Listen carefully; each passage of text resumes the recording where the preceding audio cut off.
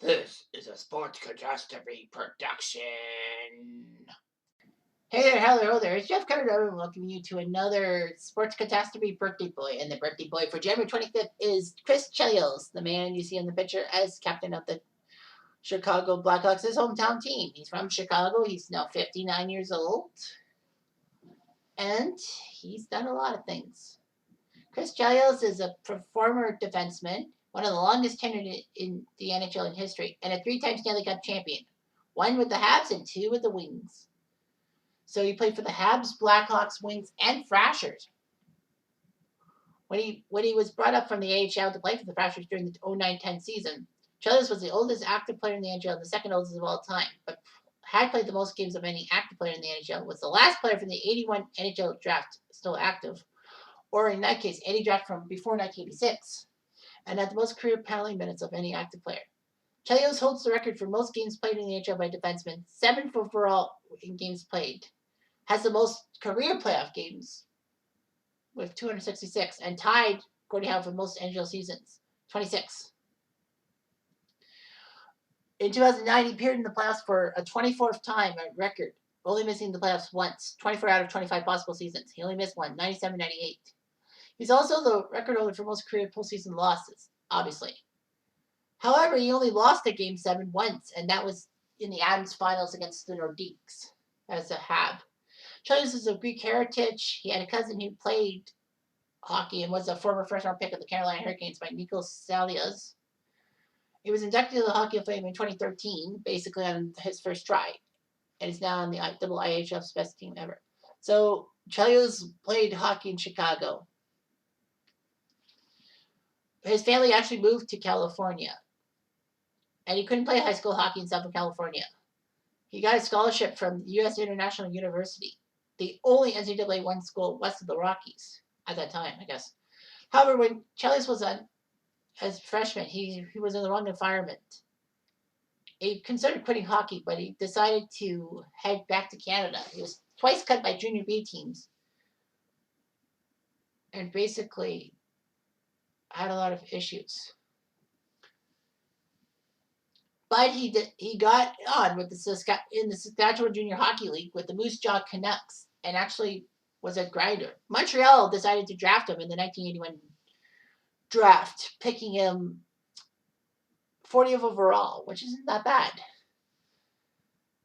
He actually decided to play in junior hockey, U.S. college with the Wisconsin Badgers. He helped the Americans in the 82 World Junior Hockey Championships, and then part of the 83 Wisconsin team to win the title. Chelios was part of the 84 Olympics team in the U.S. when amateurs were making up the players on the team. And then he made his debut for the Habs, playing 12 games in the regular season, 15 in the playoffs, and was part of that brawl, the Good Friday brawl between the Nordiques and Habs in 84.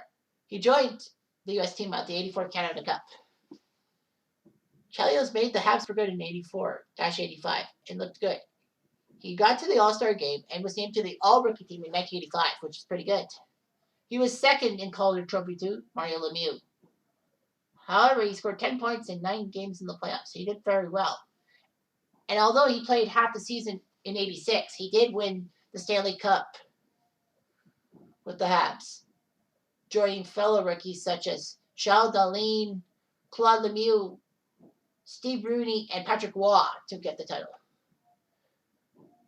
Chelios looked good in 1989, especially that. Was named to the All-Star first team and won his first Norris Trophy as top defenseman. However, in the Wales finals against the Flyers, even though the Habs won that series, Chelios was basically refiled after a dirty hit on Brian Propp that basically forced Brian Propp to miss a few games in that series. Ron Hextall decided to take revenge on Propp on Chelios in Game 6 after the Habs clinched their chance to the Stanley Cup Finals. Hextall earned himself a 12-game suspension for that thing. Was it worth it? I don't know. Unfortunately, injuries ruined him in 1990, and the Blackhawks, the Habs decided to trade Chelios to Chicago with a second-round pick for Dennis Savard. Unfortunately, this was the day after Chelios was accused of urinating public in Madison, Wisconsin. So Chelios was basically traded from the Habs to Montreal just to get Dennis Savard back 10 years after they should have had him in the first place. Because Dennis Savard was great for the Blackhawks, and the Habs had a chance to draft Savard with the number 1 pick in 1980. I know I'm getting a little bit off topic. No, not talking about Chelios, but this is important. Dennis Savard was basically almost handpicked to be the first pick by the Habs. It's like, wait, the Habs went out in the quarterfinals in 1980. How did they have the number 1 pick? Simple. They made a lopsided trade with the Colorado Rockies. And since the Rockies were the worst team in the NHL, Montreal had the number 1 pick. Even though Winnipeg tried to lose on purpose to Colorado so that they could have the number 1 pick. But, Colorado lost it. So the number 1 pick went to Montreal, and Doug Wickenheiser was picked. I don't know why Montreal went with Wickenheiser. Winnipeg almost got Savard, but they decided to go with Morris Lukowich, and Chicago bounced and got Savard in the 3rd pick. So anyway, Chelios was in his hometown team, and basically he was pretty good. Second All-Star team in his first season with the Hawks. He got the Hawks to the 92 Stanley Cup Finals, even though they got swept by the Penguins. He looked good. He won his Norris Trophy in 93. He was named captain in 96 of the Blackhawks for enjoyed 3 seasons with that. He was part of the U.S. team in the 96 World Cup of Hockey that shocked the Canadians in the championship playoffs. So Chelios looked good. However, the Blackhawks didn't seem that good. So they decided to dump Chelios to Detroit for Anders Eriksson and 2 first-round picks. With that, he helped Detroit do pretty well and all that. He was actually at his peak level because he had fewer responsibilities and more skilled teammates. He had a plus 40. He had a plus minus of 40, which was the best in the league, and was named to the first All-Star team. He got the U.S. to silver in the 2002 Winter Olympics, and got a Stanley Cup as the Wings beat the Hurricanes in the finals.